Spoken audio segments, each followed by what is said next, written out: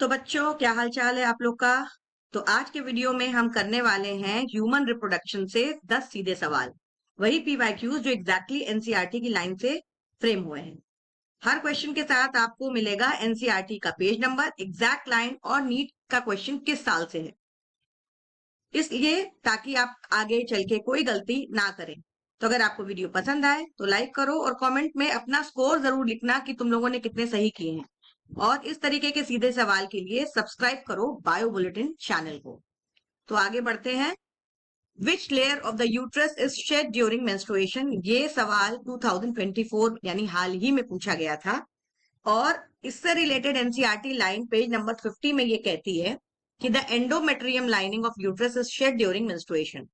Females में menstruation के दौरान जो यूट्रस की एंडोमेट्रियम लेयर होती है वो शेड हो जाती है मेंस्ट्रुएशन के टाइम पे, और यही कारण होता है ब्लीडिंग का। तो सवाल का जवाब है endometrium. Which layer of the uterus is shed during menstruation? Endometrium. ना मायोमेट्रियम, ना पेरीमेट्रियम, ना एपीमेट्रियम। ठीक है, चलिए दूसरे सवाल की ओर बढ़ते हुए। Which part of the sperm contains mitochondria? ये 2023 का क्वेश्चन है और ये एनसीईआरटी लाइन क्या कहती है? The middle piece possesses numerous mitochondria. तो स्पर्म के अंदर एक हिस्सा होता है हेड, एक हिस्सा होता है टेल और एक हिस्सा होता है मिडिल पीस। तो साफ साफ बता रहा है कि मिडिल पीस के अंदर बहुत ज्यादा माइटोकॉन्ड्रिया मिलते हैं। तो इसका जवाब है मिडिल पीस, ना टेल, ना हेड, ना नेक। FSH acts on which cells to promote spermatogenesis? ये तीसरा सवाल है। ये 2024 रिसेंटली पूछा गया था कि फॉलिकल स्टिमुलेटिंग हार्मोन जो है किस सेल्स पे काम करता है स्पर्मेटोजेनेसिस को प्रमोट करने के लिए। तो एनसीईआरटी लाइन से जुड़े हुए बात यह है कि FSH acts on the Sertoli cells and stimulates spermatogenesis. तो सर्टोली सेल्स जो होते हैं टेस्टिस का हिस्सा है, मेल रिप्रोडक्टिव पार्ट है वो, और सीधा सीधा जवाब आपको सर्टोली सेल्स इसका मिल जाएगा कि FSH जो है सर्टोली सेल्स के ऊपर काम करता है। FSH जो है फॉलिकल स्टिमुलेटिंग हार्मोन, ये एंटीरियर पिट्यूटरी से निकलने वाला हार्मोन है और ये सीधे जो है जाकर के किसको अफेक्ट करता है? ये अफेक्ट करता है टेस्टिस को, और वहां के जो सर्टोली सेल्स होते हैं उनको प्रमोट करता है कि स्पर्मेटोजेनेसिस करें और स्पर्म्स प्रोड्यूस करें। ये पेज नंबर 49 में आपको मिलेगा।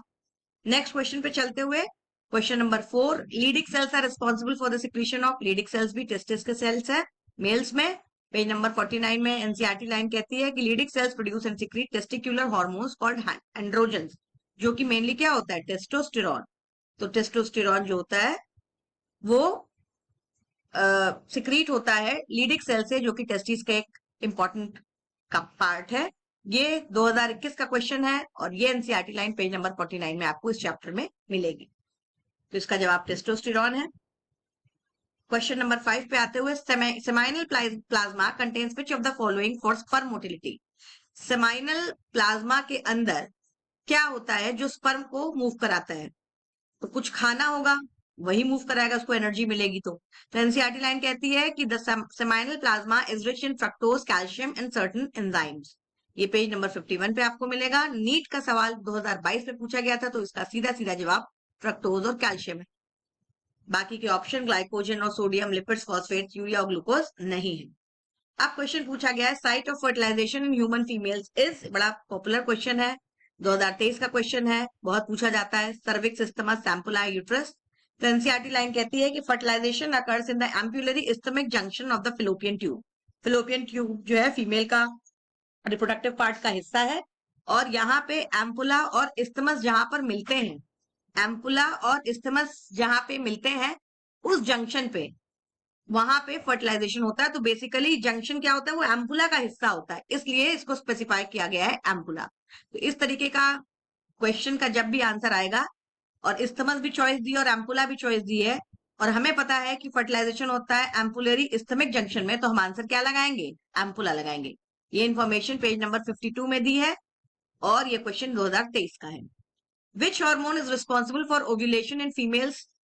FSH, एस्ट्रोजन, LH और प्रोजेस्टेरॉन। LH रिस्पॉन्सिबल होता है। एनसीईआरटी लाइन भी बिल्कुल यही कहती है कि LH surge induces rupture of Graafian follicle and release of ovum, that is called as ovulation. LH surge का मतलब हुआ कि LH बहुत सारा प्रोड्यूस जब होने लगता है जिसकी वजह से क्या होता है, एलएच जो है ल्यूटिनाइजिंग हार्मोन है, एंटीरियर पिट्यूटरी से निकलने वाला हार्मोन है। और ये जो ग्राफिन फॉलिकल्स होते हैं ओवा के अंदर, ओवम के अंदर, उसको जो है रप्चर कर देता है और पूरा का पूरा ओवम इस तरीके से ये बाहर आ जाता है। मतलब उसका जो पूरा स्ट्रक्चर है, यही जो है ग्राफियन फॉलिकल से ओवम बनने की जो प्रक्रिया है वो है ओव्यूलेशन की प्रक्रिया। और इसको कौन पूरा करता है, एलएच करता है। ये पेज नंबर 53 में दिया है। ये सवाल 2024 का है। Process of shedding of the uterine lining is called.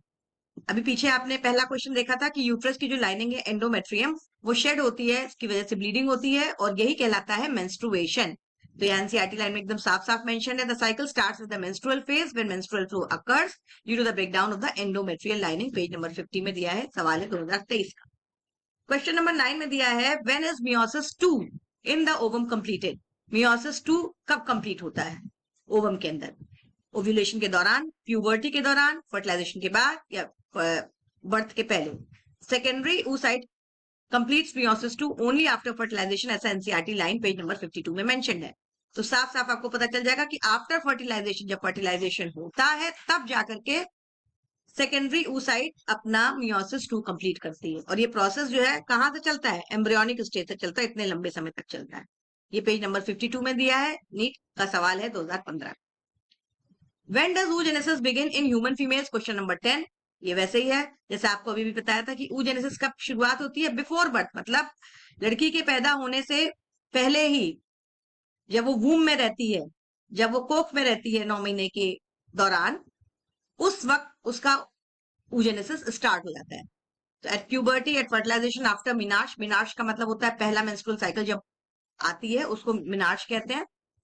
और मेनोपॉज जो होता है वो लास्ट होता है, उसके बाद मेंस्ट्रुअल साइकिल नहीं होती है।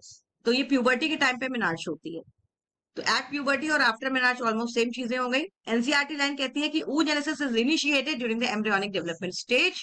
पेज नंबर 52 पे तो साफ साफ आपको पता चल गया कि एम्ब्रियोनिक डेवलपमेंट स्टेज जो होती है वो जन्म से पहले की होती है, कोख में होती है, यूट्रस के अंदर होती है।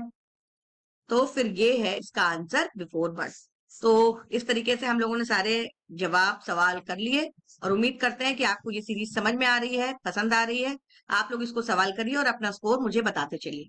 ऑल द बेस्ट बच्चों, इसी तरीके से फिर मिलेंगे आपसे।